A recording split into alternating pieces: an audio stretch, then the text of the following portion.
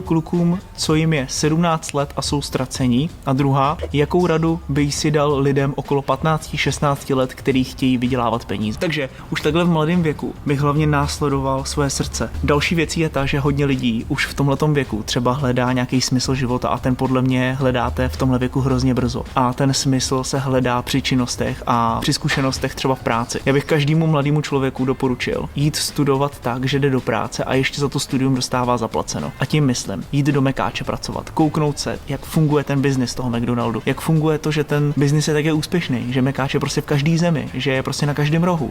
Jít do nějaký firmy, která třeba začíná, nějaký startup a naučit se nějaký procesy a věci a ještě za to dostávat prostě každý měsíc plat. To je podle mě úplně to nejlepší, co může mladý člověk udělat. Nemusí vás to za každou cenu jako bavit a být to pro vás jako nějaká vášeň, ale věřte mi, že v těch počátečních letech, kdy se vyvíjí vaše osobnost, je důležitý sbírat hlavně zkušenosti a občas dělat i věci, které vás vyloženě nebaví, ale kde se reálně naučíte co nejvíc věcí.